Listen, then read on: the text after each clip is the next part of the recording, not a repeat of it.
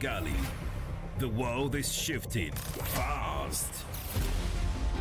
Elections are shaping destinies. Wars are redrawing borders. Economies are rising and falling. And global alliances are being tested like never before. But what does it all mean for you? With a new administration and a new president in the White House trying to put an end to the war. I didn't know the historical context, what the state of Israel means for them. Join the fearless Ireti Bakare-Yusuf on Borderlines every Friday at 4 p.m. on Nigeria Info 99.3.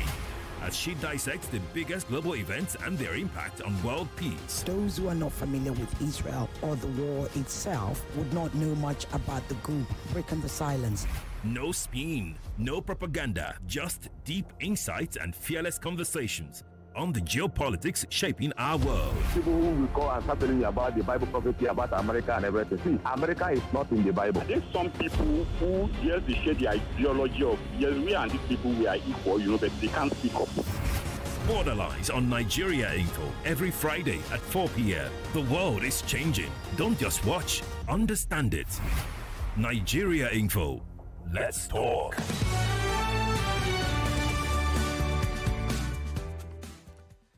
Good afternoon, Lagos, Nigeria, the diaspora, wherever you are listening to us from. My name is Ireti Bakare-Yusuf. Welcome to Borderlines, the only show that definitely, most always, takes you beyond borders. So today, last week actually, the 39th ordinary session of the African Union Assembly took place in Addis Ababa. It was a summit that once again placed Africa's grand ambitions front and center.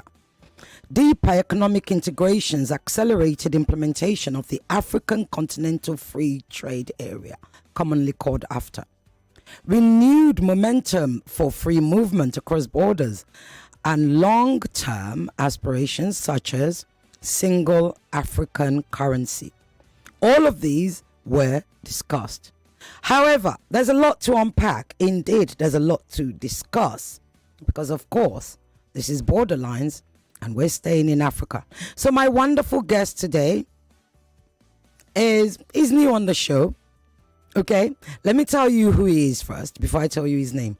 He's the director of the Center for Africa Policy Research and Advisory. He was on the ground in Addis Ababa. You may have seen him on Al Jazeera. We have the best guests on these shows, I keep telling you. He will help us interrogate the real prospects of a single African currency. Yes, you heard me right. A single African currency. He will also help us understand where the bottlenecks are, how trade integration is possible, and whether Africa's politics and politicians are able to live up to their rhetoric. His name is Dr. Segun Adebayo. Welcome. How are you, sir? I'm very well, thank you. Good evening. It's great to hear it's good to be on the program. Great to hear your voice. Thank you very much. It's a pleasure and an honor to have you. So you will be able to call 0201 277 0993, 0201 4657 but you could be sending your WhatsApp message as my conversation continues with Dr. Segun on 0809 597 5805. Right now, like I said, we're staying in Africa. So, Dr. Segun, I don't even know where to start from. When it comes to Africa, there's so much to unpack. But here's where I'll start from. I'd like you to give us an overall, sort of short 1 minute synopsis of what you made of that AU summit in Addis last week. What did you go away with? Just really round it up for us, and then we'll go into the details. Yeah, thank you. It was, of course, it's like homecoming for every major politician on the continent. You have the president, you have the diplomats, you have decision makers from all across Africa in one room. And then people who are rarely talked about You have the United Nations representatives, all their organs present. You have UNICEF, UNESCO, UNDP, everyone is there. You have representatives from the European Union. You have representatives from as far as China. Mm, Everyone is present. You have people from Japan. And before I go any further, I mm, think our audience need to know that that very beautiful, majestic building of the African Union was a donation from China. And it's been said many times by even workers in the African Union there that that building is bugged. Well, that's another day's conversation. So you have everybody present in one place. Everyone is talking about Africa. mm. Everybody is ready to move Africa forward their own way. And we had the African Union is the 39th edition, but this time around it was shorter. You had less conversations like we used to have, Mm, but we had more of side events, and these side events were specific to different thematic area, facing Africa. And particularly, I attended two major side events. I attended the side event on education, and I attended the side event on health. The Nigerian government was hosting a certain side event to ramp up vaccination and immunization across the continent, mm, to drive African member states to ramp up their funding and recruitment of health workers, to increase immunization and vaccination all across the continent. That's a very touchy topic for me. It's a topic I am very, very vested in, mm. and I had to attend it. So yeah, that's basically the side events. And of course, you have the opening and the closing ceremony. You have the opening ceremony where we featured the Palestinian Prime Minister. He was there. He was there to say everything about Israel and of course President Trump. He was not, of course, it was a platform for him to express his his thoughts as Mm. regards the things happening over there. We had the Italian Prime Minister also. She was present and she had very strong words for Africa. She she insisted that Africa, or rather, she insisted that her country and the much of Europe is not looking forward to um, sending donations to Africa, but rather cooperating with Africa. And that aligns with the popular rhetoric of Africa needs trade, not aid. And she also talked about the fact that Africans should stay on the continent and develop their continent, because if every one of them comes to Europe, who's going to stay back and develop Africa? You could see that the prism by which Africa is being looked at is changing by the international community. Whether it's true or false, we're going to know in the coming weeks and months and in the coming year as we look forward to President Mahama, the president of Ghana, Mm. as we look forward to his actions at the next United Nations meeting, which was one of the biggest high points of this particular 39th General Assembly of the African Union. He had a major, he's first of all the champion for reparations for Africa. And he's been hot on it. He's very passionate about the reparations to Africa. He talked about the first of all, the acknowledgement of the colonial era of Africa has the biggest injustice to humanity, in the history of mankind. He Mm. said he's championing the fact that those who colonized Africans should acknowledge it, that they did wrong to Africa. Mm. They did wrong to Africa during the slave trade era, and they must restitute through reparations. You have a lot of African artifacts, a lot of things. You look at the museums in UK, the museums in Europe, in Paris, in at the Vatican, you have a lot of African artifacts there that contribute to building the African identity in the hearts and in the minds of young Africans. And these things are locked up far away in the bosom of the colonial masters. You still have a lot of conversation around, land. The fact that, I mean, look at a country like Namibia. That's one country that's very dear to my heart because they have the first genocide of the 20th century. No one is talking about it. Indeed. There was a genocide in Namibia, and Indeed. it was a taboo to talk about it up until 1990. And till date, over 50% to 70% of Namibian land is still occupied by the children of the colonizers, the children of those who committed that travesty on that country.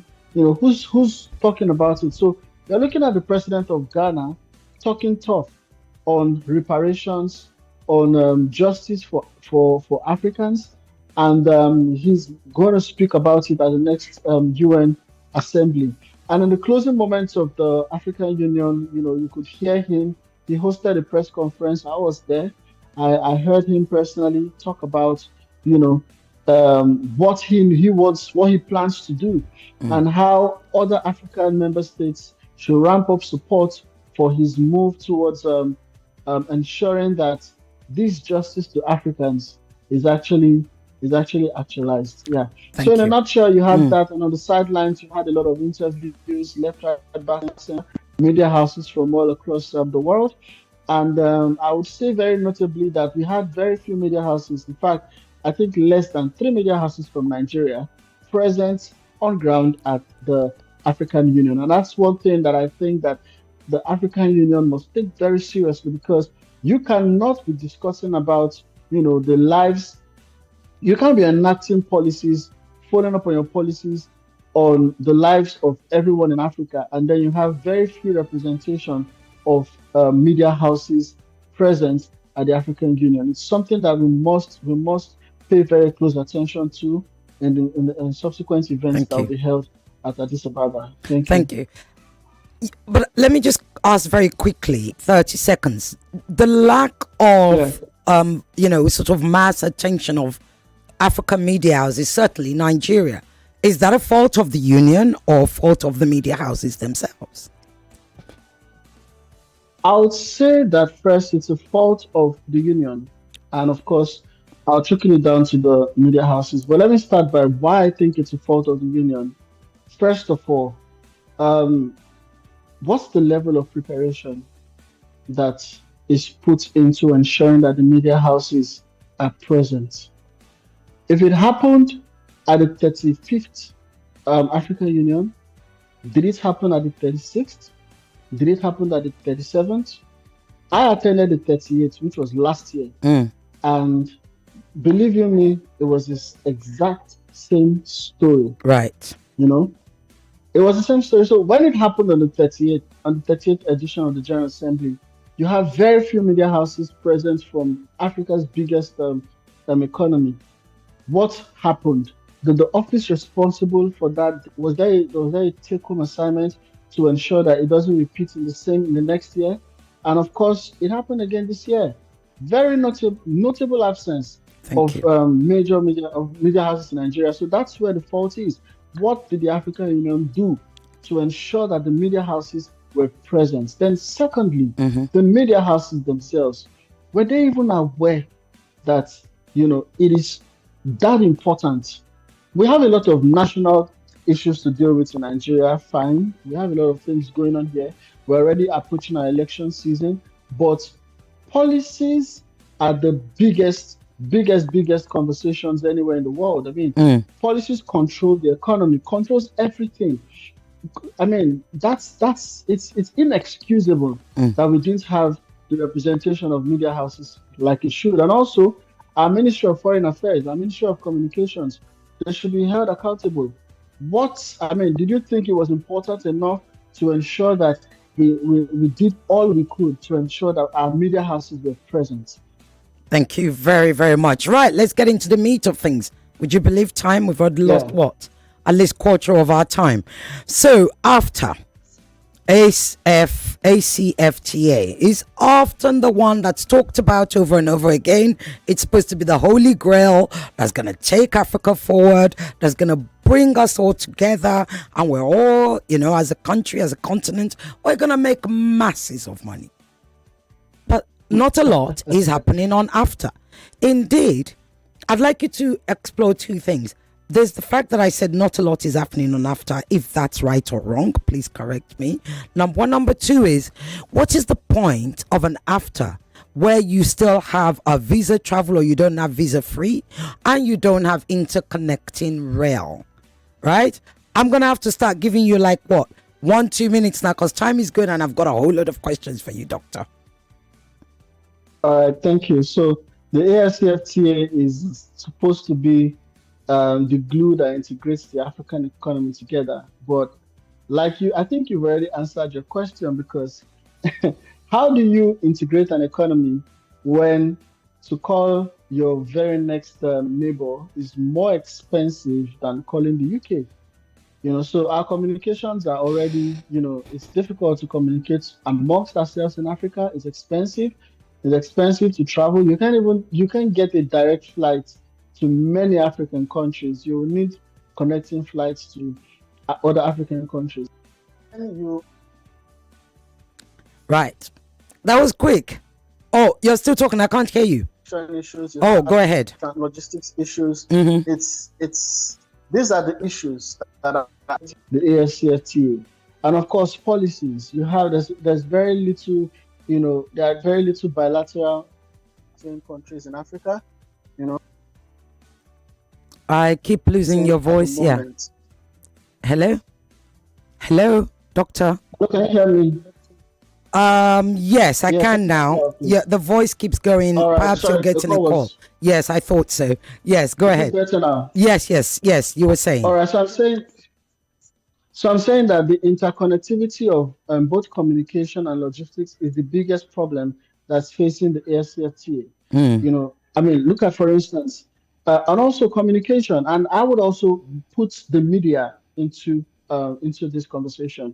How connected are our media? Because I had an interview in Addis Ababa, and I said to the media house's president, I said, you guys in the media, you have a major responsibility to interconnect Africa and help us build the African identity. Okay, I want to do trade with Morocco, for instance. Now, what is in Morocco that could even be on the front burner for trade? Until I went to the Moroccan embassy last year, that I found out that Morocco actually manufactures cars. They manufacture cars in Morocco that are exported to Europe, and Morocco is like the highest. They manufacture the highest number of cars that are exported from Africa to other parts of the world. We don't even know about them here in Nigeria. Who's responsible for that? The media. So, because how would we know these things if the media is not bringing it to our fore? And of course, we need to begin looking at, before we start even talking about the transportation issues, the visa issues, the logistics issues, how much do we know about ourselves? How much do we know? Do we know the opportunities that abound in just Cameroon next door? I was asked a question recently about an investment done by former President Olusegun Obasanjo, where he was reported to have invested about $700 million with some others in farming in Cameroon. And I said, that's beautiful. In as much as it's unfortunate that we lost that opportunity for investment here in Nigeria because of the insecurity situation, but it being our next door neighbor, it's also in Africa, and it's part of course, benefit. We're going to reap the dividends through the AFCFTA. Okay. So, yeah, it's a big conversation, and I think that the media have a responsibility in ensuring that we know the opportunity around. Thank you. We keep having these conversations. Here's the thing. Like I said, I'm going to have to start. They're already calling. Stop calling. He's still my guest. Then you can have him after I'm done. Here's the thing. We keep having these conversations and not a lot is happening, right? Who do we blame for that? Is that the lack of political will, should I say? Do we have a comatose African Union as we do in ECOWAS? Yes, actually, the African Union needs to reinvent itself. if it's going to really represent the will of the people in Africa, it's very important that the African Union realize that beyond the structure, beyond the conversations, beyond the many bureaucratic committees and all of that, you are dealing with real people. You're dealing with real businesses. You're dealing with a real continent. You're dealing with diverse cultures. You're dealing with a lot of people, and you need to reinvent beyond the policy document of Agenda 2063, which is the biggest conversation in African Union. You wouldn't hear 1, 2, 3 before Agenda 2063 is brought up, and that seems to be the holy grail. That seems to be the Bible for everything they do at the African Union. But I said to them many times that look, you are planning for 2063. Many of you who are having this conversation will not even be alive by 2063. And the people that you're even planning for, the young people in Africa, they are not a part of that conversation. How many of our young influencers attended the African Union? Do you see it on anybody's TikTok stream? Africa is the youngest continent. We should have a youth-dominated African Union. It's not about involving the various youth organs of the African Union. I'm talking about reinventing yourself to ensure that you have a total representation of the people that make up Africa at the African Union. So yes, the African Union is currently operating more like a talk shop, but we can't ignore that talk shop. We have to be a part of it. Even though we get bored and slip off in the auditoriums, but we have to be present. We have to listen to what they're saying so that we begin to know where we come in. So that, for instance, I mandated myself that the next African Union, I'm going to pack a huge delegation of young people to that place, and we're going to begin raising our hands, interrupting the sessions, and letting them know that yes, we are here, and we need to change the narratives if we're going to have a better Africa. 2063 is too long to plan. We need an Africa now blueprint. We need an Africa now, not 2063. So yes, you're right about the fact that the African Union is currently benign to the real challenges and the real problems facing Africans. Thank you so much. But here's the thing. The average age of president, of an African president, is what? 60, 65. Pretty much grandfathers, you know. Now, and we're talking about the youth, and like you rightly said, where is the youth of Africa at the African Union? So again, I go back, before I go to other things, and I promise you then I'll move on, is that, you know, you have all these African leaders who refuse to leave. Some are great-great-grandfathers to some of these young people that you speak about. Yet, these same people have been attending the AU summit in forever. In fact, you know, some of them have even been there before the first one was done. Yet, the same AU is really not pushing, not using its power to actually ensure or to push for youth leadership in Africa, as you rightly said.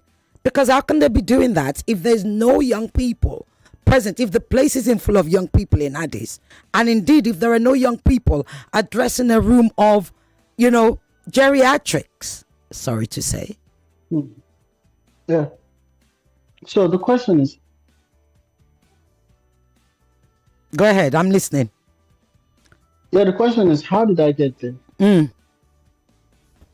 So that's the thing. How did I get there? How did I find out about the AU? There are opportunities. And you see, this is where, again, we the young people need to realize that we need policy education ourselves. Years ago, when I began getting involved in the things that I do, that led me to, you know, start up these organizations where I work now, the Center for African Policy Research, I thought about the problems facing Africa, Nigeria also. And I found out that one of our biggest problems is policy education. We are very benign to the most important conversations. And I realized that even our government, and that's why we are a Center for African Policy Research and Advisory, our government hardly pay attention to policy research. And that's the reason that leads me to Africa's biggest problems. Our biggest problems are actually the introduction of foreign policies into Africa. So you have multi-dimensional foreign policies operating in different parts of Africa that's affecting how we can integrate with ourselves. Now, these foreign policies may have worked in Brazil, may have worked in China, may have worked in the UK or the US, but Africa is a totally different land. Our heritage, our story, our origin is totally different. And interestingly, many of those policies are Trojan horses that at the beginning, they look good, but long term, they are actually detrimental to Africa's sustenance. I'll give a very good example. Look at the current hike in power. Suddenly, everybody's paying times three, times four of what they used to pay for power. Are we aware that the hike in power was actually preconditioned in an IMF World Bank loan? It was part of the conditions that would repay the loan through the hike in electricity bills. No one is aware. So you collect this loan from these post-colonial domination organizations, and then these loans are supposed to help build your economy. Then you take these monies, you inject it into the economy. But power, which is the life wire of an economy, is affected. So are you not just collecting money to destroy your economy under the pretense of collecting money to improve your economy? Thank you. So these are the questions. These are the issues. It's the same thing with the one topic that I've been very big on in this country, and that is GMOs. Somebody walks up to you and tells you that we are Africa by 2050 will be unable to feed herself. The first question you should ask such a person is, where did you get that information from? Who said that? You didn't ask that question because maybe the organization is a big name. It's the United Nations. They could never go wrong. Then you adopt that data that by 2050, Africa cannot feed herself. And then with that data, you begin taking policies. Now, what are the policies? You say, okay, the same guys that brought that postulation. I need you to wrap up. Yeah. They don't tell you that you need to start using climate smart seeds that can, because of climate action. And then you take these seeds and you refuse to research to find out that those seeds will actually cross-pollinate with your natural variants and wipe them out. And because they are patented technology, you have to keep buying over and over and over again from the seed merchants who can wake up tomorrow and tell you that what is $2,000 is now $5,000 because of exchange rates. So these are the issues, foreign policy that gets into Africa and affects how we actually make local decisions that actually are beneficial to Africans. Eventually, you have a government or you have governments across Africa that have been actually slaves to foreign policy that then puppets of decisions that control everything in Africa. You're still colonized even though you think free. Yet, I'll put this in. Somewhere in the equation, in all of this ambition, is another bigger ambition: the single currency, single African currency. Well, here's the thing. I don't remember who said it, but one of the biggest with EU was that the currency before solidifying the union want to do the same thing. Why we did a single currency when we haven't even again got the infrastructure that actually connects us without borders? So the single currency conversation, I think it was about 10 years ago at the African. 10 years down the line, it's not even a conversation at the moment. No one's talking about it. It's just there. After the launch, it was there, and you see, it's wishful thinking, and you're very correct with your analysis. Nothing was done to erase the borders that were created by the colonial masters. Nothing has been done about that. You still have a highly fragmented continent, which is beneficial to the puppet masters who control the various blocks of Africa. So if you're going to have a single economy and a single currency and whatever it is you're trying to do with integrating the African economy, you must first of all remove the impediments, remove the inhibitions that are affecting the continent. That is the first thing. You must start with having a Pan-African identity that supersedes every tribal identity. Many of the tribal issues you're having, the insecurity issues you're having between the tribes in South Sudan, tribes in Congo, tribes in Nigeria, and different parts of Africa, many of these problems are actually sourced from an identity problem. They see themselves more as the Fulani than as Nigerians or as Africans. They see themselves more as the Ijaws or the Ishakiris or the Danko tribes or the Danko, the Africans or they see themselves more as their tribes than even they haven't even taken on their national identity, talk less of a Pan-African identity. So when there's already an identity crisis on the continent, how do you even morph from there to say you want to have a single economy or a single currency when identity is still a problem? Look at the volume of people that leave the continent on a daily basis. Lack of patriotism to the continent, to build the continent. And what is responsible for that, especially those who migrate through education? It is the curriculum. The curriculum was made to disintegrate Africa, to make Africa subservient to her slave masters. You have British international schools, you have Canadian schools, you have Chinese schools now. You have all these schools that are serving curriculums of these other parts of the world. And then when a child spends 6 years going through a British school, where is he headed to in the 7th year?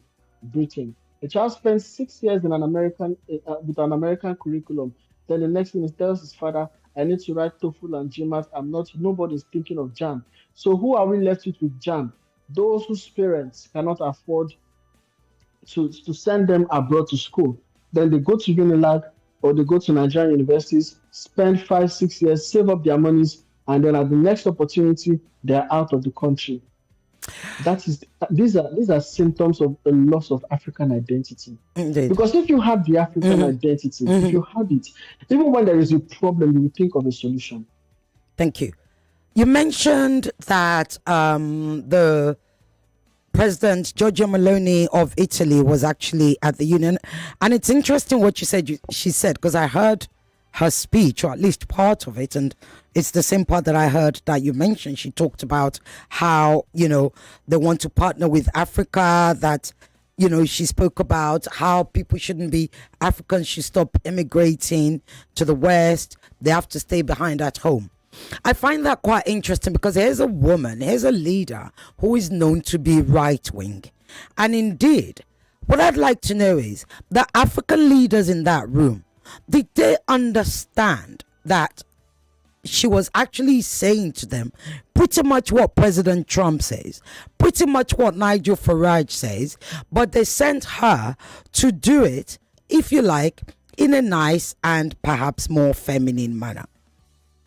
Do you think they've got the message? Well, I think that'll be a function of how they understood what she said, because right after that conversation, right after that session, I had a conversation with a journalist who was quite upset with what she said, and I said, well, I don't think that what she said is something that should provoke anyone. Of course, there are problems on the continent. People will want to seek a better life. People will want to move out of the continent and all. But you see, it goes beyond her just saying everyone should stay on the continent and develop the continent. It goes beyond that. Okay. There is a systematic fault in the African mindset, the African education. There is a problem there. Let me give an example. I need you to wrap up, because we literally have to take calls, Yeah, you have Zambia with copper mines, but no single university offering a course on how to mine those coppers. Today, you have bankers that are makeup artists. You have people that studied engineering. They are event planners. How are they going to develop their countries? That means the mindset of many Africans now is screaming of just one thing. Yeah, thank you. Survival. So at the point of survival, you won't be thinking of things like staying on the continent, especially when there are flashes of a better life outside the continent. Indeed. Right. You can call. I'll be picking up your call. 0201-277-0993, 0201-465-7190. Send your messages or questions, comments to 0809-597-5805. When I pick up your call, make it short, sharp and succinct. Just one question, please. I'm coming to your calls now. Hello. Yeah, good evening to you again. Maduka from Pestac. Go ahead, I Maduka. want to disagree with your guest. The problem of Africa is not really education. Education can evolve. It doesn't take much. The problem is leadership, vision, direction. Then having a plan. Look, we are saying. So we know the problem. What is the solution? Let's talk the solution. You know the problem. He knows the problem. What I'm saying, OAU is moribund. If this guy is interested, maybe drive an organization that will involve younger people or youth. Okay. OAU won't take Africa anywhere because the leaders of the different countries are not doing anything. Thank you very much, Maduka. Thank you. Thank you. Well, yeah, okay, hold on. Hello. Hello. Yeah, I'm here. No, I'm picking up the calls. Hello. Hello. Okay. Good evening, Mr. Soji. How are you? I'm very well, Titilokwe. Very quickly, one question, please. Number one, I agree with the guest. The truth is that there is lack of self-awareness. The Pan-Africanism is not there. And that is why sometimes you see some parts of Africa, for instance, Morocco now, do things very differently from the way other African people do. But my question is this. If the colonization had not taken place and you have allowed the African people, the black people, to grow in their own indigenous way, I think we'll not be talking of a backward Africa. Okay. I think we lost our youth, and that is our problem. Thank you. Thank you. There you go. Right. Well, it seems like so far the calls we've had, they're agreeing with you. Let me answer this. Hello. Right. You must be ready when you call. We don't have the time, and this is borderlines. There's a lot to talk about. Right, Doctor, let me come back to you. The Epstein files and what is called the power network. So you've linked the broader implications of the Epstein files to questions of elite networks and influence. What do you mean by that? And I need to give you 1 minute because I've still got questions and the lines are going. What do you mean? You have to shorten your response to me, please, I'm afraid. Yes, it's very short this time. So every policy has an origin. Every policy is sourced from somewhere and has an agenda. And policy experts can present a diabolic policy to you and it's going to look very edible. And when you look at many of the policies that have come into Africa, they are sourced from visitors of the Epstein Island. Right. These are people that have indicated their position as regards humanity. And many of the things that we think are sin, they have positioned themselves in a certain way. And their policies which they have foisted on Africa have indicated that they were never interested in the development of Africa. And this is where many African leaders have been deceived. Right. Okay. Thank you. Right. I'm coming to your calls now. Hello. Honestly, if you are not ready to talk, I will cut you off. We don't have the time. Right. Where is Nigeria's position in this whole continental integration? We're the largest, if you like, the most populous nation in Africa.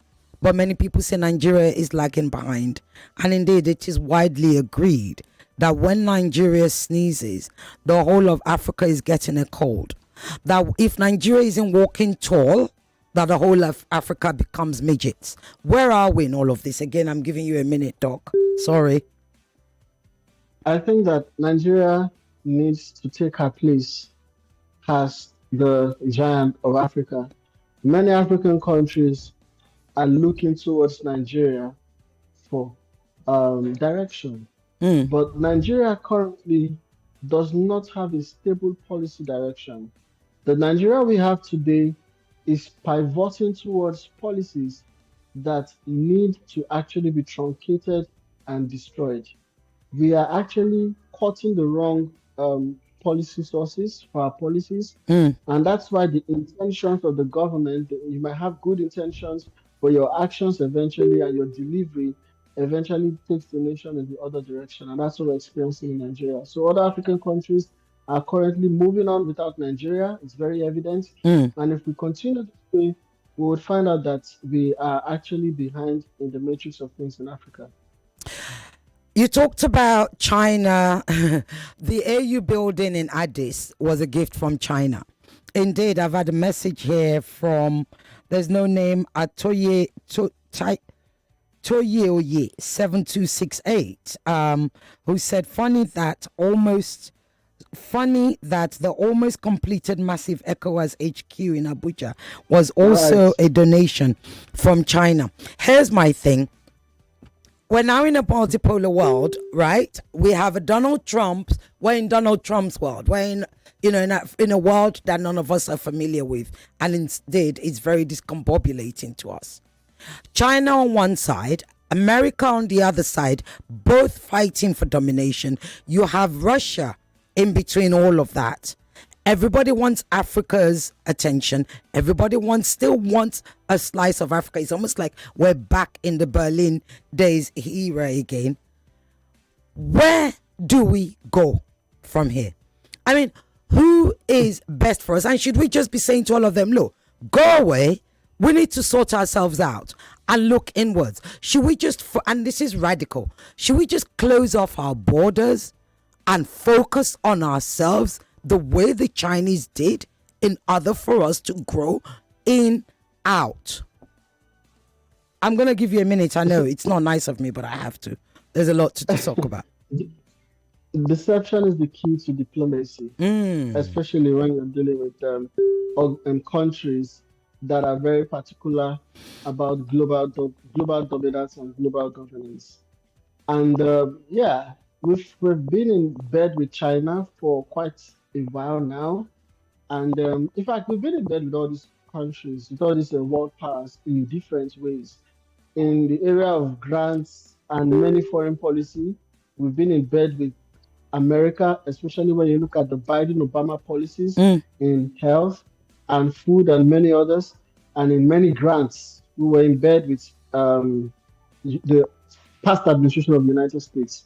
Then when it comes to infrastructure development, we've been in bed with China, and also in the area of security, we've been in bed with some of these world powers. So Nigeria has not had, like I said earlier, we've not had a stable policy direction. But if you ask me right now, what we need is first of all a referendum to know what we require in Africa, in Nigeria at this time. And look at the current offerings. A referendum? How are we going to do that? We can't even get a national election right. You want to do a referendum? But we need to, at a point, it's a very important step that we cannot ignore. Okay. We need to know what we want, and we need to know how we are going to get what we want. And of course, that is supposed to inform our foreign policy of how we interact with these global powers. How do we negotiate with them? Look at these parts of embarrassing actions that have happened in America. The $9 million bribe, the other one with our first lady. We don't even know. We can't get it right properly with the American government. But you see, my organization is making steps in those directions. And in the coming weeks and months, we'll be unveiling something very interesting that will help the country in the direction of our foreign policy, especially with the current situation in our insecurity or security, or with the knocking on our doors by the American government. Thank you. I hope you're going to be working with the foreign ministry, our foreign ministry, on that, or are you not? I am in talks with them at the moment. Excellent. We had a very robust conversation at the African Union. I met many of the officials, and in the coming weeks and days, we'll be in touch with the Ministry of Foreign Affairs. Yeah. Excellent. If it's foreign policy, we want to hear it on Borderline. So Benga, our producer, wonderful producer, will be in touch with you so you can come and tell us all about it when you've launched. Here's the thing. They're telling me I've only got a couple of minutes left. I'd like you to kind of, how should I say, shape the future for us, if possible. Give us a picture, not one that's honest as well as progressive, rather than one that's depressing. Because oftentimes you look at Africa, you're just thinking, where am I going to go from here? And like you rightly said, here are all my children, Africa is saying, but you old fogies won't let them in. Like, seriously, I need you to actually, before we close, create a framework of the Africa that we should be looking forward to. Perhaps one that's even going to fit into what you're going to be launching. I'll give you a minute. Okay, so we should be looking forward to an Africa where her currency is dependent on her resources. Her currency is backed up by her resources. We should be looking at an Africa that is self-aware, self-reliant, self-dependent, and is not afraid to push back to the foreign powers that seek to control and dominate our resources. We are looking towards an Africa that is integrated, that is one. Our presidents, no matter who they are, and I heard somebody say in this call, somebody made a call and said our problem is our leadership. I choose to disagree because, yes, leadership may be a problem, but the leaders are from the people. There is no leader in Nigeria that came from another country. There's no leader from any other country that came from another country. You're having a people problem. We have an orientation problem. We need to integrate. We need to communicate more. We can learn from one another. So we're looking forward to an Africa that is one, that is united, that our currencies are backed up by our resources, and we are able to decipher the deception that come in as policies. We're able to say no to IMF. We're able to say no to the World Bank. We're able to say no to the Gates Foundation. We reject every Greek gift, every Trojan horse gift. We reject their education, and we have a labor-specific education for our people. We have education that is created, curriculums created based on our demands, things that would improve our economy and our society. Thank you. And what message do you have for President Tinubu right now when we have 150 to 200 American military personnel on ground? Yeah, 30 seconds. What message do I have to the president? Yes. It should include a very robust and innovative and a broad team of policy experts to begin conversations and negotiations with the American government. What he's currently doing, how he's currently going about what he's doing with the American government, it's obvious that there are more wrong steps than right steps. And there are many ways you can go about it because, of course, you cannot rule out the fact that these things are not coming free. They're not coming free. The interventions are not free. And we need to have the right set of people. We need to have the right innovative strategy to deal with the American government. They are not novices. They know what they are doing. Thank you very much, Dr. Segun Adebayo. I really, really, really appreciate your time. Thank you for sharing your intelligence and knowledge with us. Sports after this. Thank you. Thank you for having me also. Every meal I cook must taste just right. 99.3 Nigeria Info. We are more than just radio. Subscribe to our YouTube channel at Nigeria Info FM. Check us out on Facebook at Nigeria Info 99.3. Follow us on Twitter at Nigeria Info FM and on Instagram at Nigeria Info FM Lagos for live updates as it happens. 99.3 Nigeria Info. Let's talk.